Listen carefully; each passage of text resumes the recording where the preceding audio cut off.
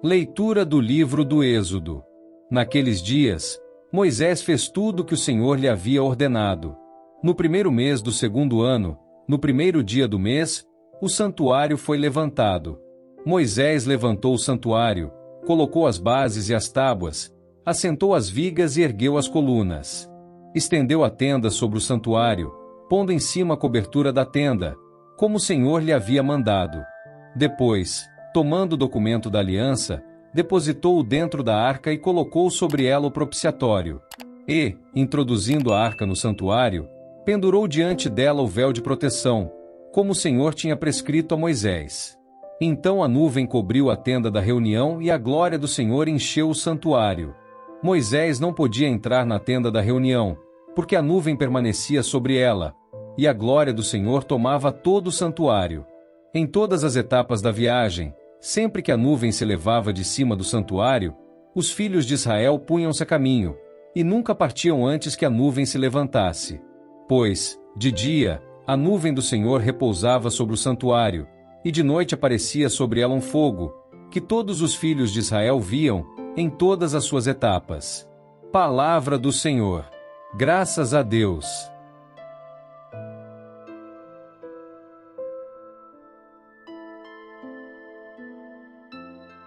Proclamação do Evangelho de Jesus Cristo segundo São Mateus. Glória a vós, Senhor. Naquele tempo, disse Jesus à multidão: o reino dos céus é ainda como uma rede lançada ao mar e que apanha peixes de todo tipo. Quando está cheia, os pescadores puxam a rede para a praia, sentam-se e recolhem os peixes bons em cestos e jogam fora os que não prestam. Assim acontecerá no fim dos tempos. Os anjos virão para separar os homens maus dos que são justos, e lançarão os maus na fornalha de fogo. E aí, haverá choro e ranger de dentes. Compreendestes tudo isso? Eles responderam, sim. Então Jesus acrescentou, assim, pois, todo mestre da lei, que se torna discípulo do reino dos céus, é como um pai de família que tira do seu tesouro coisas novas e velhas. Quando Jesus terminou de contar essas parábolas, partiu dali. Palavra da salvação. Glória a vós, Senhor.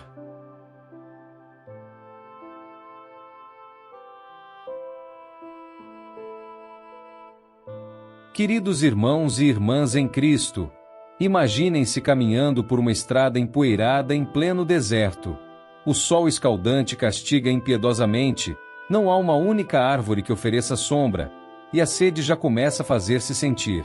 De repente, no horizonte, vocês vislumbram uma nuvem majestosa, diferente de qualquer outra que já tenham visto. Ela não apenas oferece sombra refrescante durante o dia, mas à noite se transforma numa coluna de fogo que aquece e ilumina seu caminho. Esta não é uma nuvem comum, é a própria presença de Deus manifestando-se visivelmente entre seu povo. Esta imagem poderosa da primeira leitura de hoje nos transporta diretamente para o coração do deserto, onde Moisés acabará de completar a construção do tabernáculo conforme as instruções minuciosas que Deus lhe havia dado. Cada detalhe havia sido seguido à risca, desde os tecidos e metais preciosos até as dimensões exatas de cada peça do mobiliário sagrado. E então acontece algo extraordinário. A nuvem cobriu a tenda da reunião, e a glória do Senhor encheu o santuário. Que momento! Deus não apenas aprova a obra de Moisés, mas vem habitar no meio de seu povo de forma tangível e visível. A presença divina é tão intensa que nem mesmo Moisés, o grande legislador, pode entrar na tenda. Reflitam comigo sobre o significado profundo desta cena. Aqui está o Deus do universo, o Criador de todas as coisas, escolhendo habitar numa tenda no meio do deserto. Ele poderia ter escolhido qualquer lugar, os picos nevados das montanhas, os palácios dos reis, as cidades mais magnificentes. Mas ele escolhe uma tenda portátil, simples, no meio de um povo nômade e às vezes rebelde. Por quê? Porque Deus não está interessado em grandeza externa ou aparências impressionantes. Ele está interessado em proximidade, em relacionamento, em estar presente na jornada de seu povo, seja ela fácil ou difícil. A nuvem e a coluna de fogo não eram apenas símbolos bonitos da presença de Deus. Elas eram guias práticos e essenciais. Quando a nuvem se levantava, o povo sabia que era hora de partir. Quando ela permanecia, eles sabiam que deveriam ficar. Deus não os deixou à deriva no deserto. Ele providenciou direção clara e constante. Esta verdade ressoa profundamente em nossas vidas hoje. Quantas vezes nos sentimos perdidos no deserto de nossas circunstâncias, enfrentando decisões difíceis, passando por períodos de incerteza, lutando com dúvidas ou medos? A mensagem do Êxodo é clara: Deus não nos abandona à nossa própria sorte. Ele deseja estar presente conosco, guiar-nos e manifestar sua glória mesmo em meio às situações mais áridas de nossas vidas. Mas há algo mais profundo aqui. O texto nos diz que nem Moisés podia entrar na tenda da reunião, porque a nuvem pairava sobre ela, e a glória do Senhor enchia o santuário. A presença de Deus era tão intensa, tão santa, que nem mesmo o homem mais próximo de Deus na época podia aproximar-se. Isto nos lembra da santidade absoluta de Deus e de nossa necessidade de reverência e humildade em sua presença. Não podemos chegar diante de Deus de qualquer maneira, como se Ele fosse um amigo comum. Ele é o Santo dos Santos, o Criador do Universo, aquele diante de quem até os serafins cobrem o rosto. E ainda assim, e aqui está a beleza do Evangelho, através de Cristo, temos acesso a este Deus Santo. O véu do templo se rasgou de alto a baixo quando Jesus morreu, simbolizando que o caminho para Deus estava agora aberto para todos nós. Passando para o Evangelho, encontramos Jesus contando mais uma de suas parábolas marcantes: a parábola da rede. O reino dos céus é como uma rede lançada ao mar, que apanha peixes de toda espécie. Que imagem vívida! Jesus usa algo com que seus ouvintes estão familiarizados: a pesca, para ensinar uma verdade profunda sobre o reino de Deus. A rede não discrimina. Ela apanha peixes bons e ruins, grandes e pequenos, bonitos e feios. Da mesma forma, o reino de Deus se estende a todas as pessoas, independentemente de sua origem, status social, passado ou aparência externa. Que mensagem inclusiva e esperançosa! Mas Jesus não para por aí. Ele continua: quando está cheia, os pescadores a puxam para a praia, assentam-se e recolhem os peixes bons em cestos, e os ruins jogam fora. Aqui vemos uma verdade que às vezes preferimos evitar. Haverá um tempo de separação, um momento de julgamento. Este não é um julgamento baseado em aparências ou status social, mas na autenticidade de nossos corações, na realidade de nossa resposta ao amor de Deus. Jesus explica: assim será no fim dos tempos. Virão os anjos e separarão os maus dos justos. Como estas duas leituras se conectam? A presença guiadora de Deus no Êxodo e a rede inclusiva do Reino em Mateus nos ensinam verdades complementares sobre a natureza de Deus e seu relacionamento conosco. Primeiro, Deus deseja estar presente em nossas vidas de forma real e tangível. Assim como Ele habitou no tabernáculo no meio do povo israelita, hoje Ele habita em nós através do Espírito Santo. Somos templos vivos do Deus Altíssimo. Que responsabilidade e que privilégio extraordinários! Segundo, Deus nos oferece direção para a nossa jornada.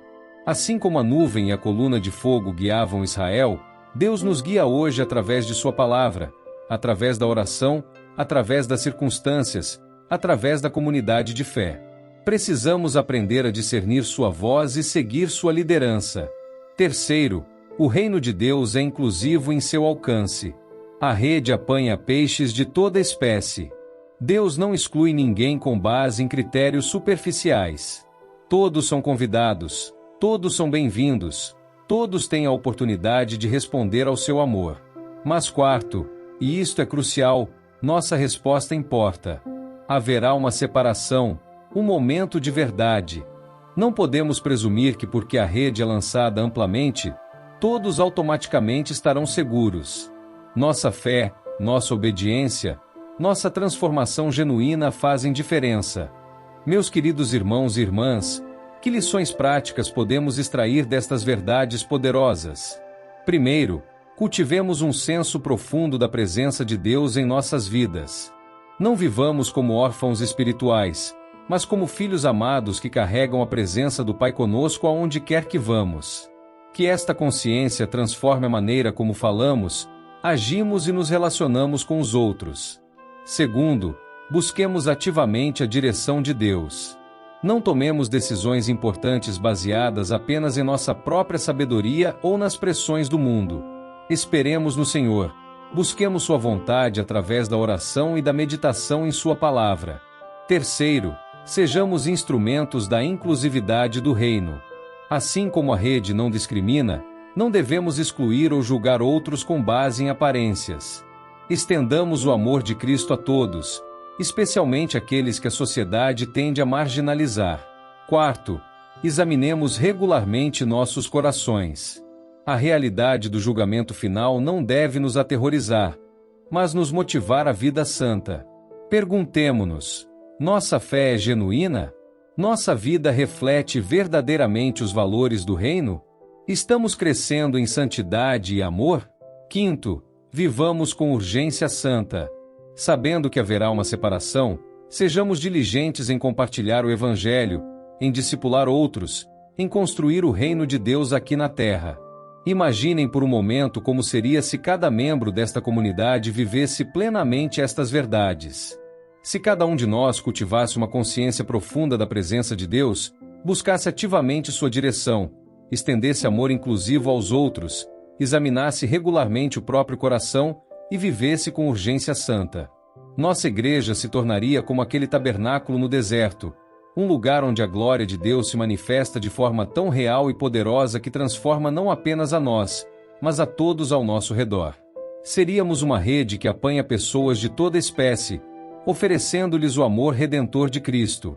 E no dia final, quando os anjos vierem separar os justos dos injustos, que possamos estar entre aqueles que são recolhidos como peixes bons, não por nossa própria bondade, mas pela graça transformadora de Deus operando em nossas vidas. Que o Senhor nos ajude a viver como portadores de sua presença, guiados por sua sabedoria, inclusivos em nosso amor e fiéis em nossa resposta ao seu chamado. E que a glória do Senhor encha não apenas nossas palavras, mas toda a nossa vida, para que o mundo veja e creia. Que a graça de nosso Senhor Jesus Cristo, o amor do Pai e a comunhão do Espírito Santo estejam com todos vocês, hoje e sempre. Amém.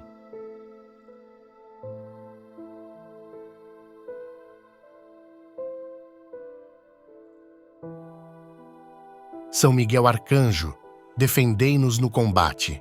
Sede o nosso refúgio contra as maldades e ciladas do demônio. Ordene-lhe Deus, instantemente o pedimos, e vós, príncipe da milícia celeste, pela virtude divina, precipitai no inferno a Satanás e aos outros espíritos malignos que andam pelo mundo para perder as almas. Amém.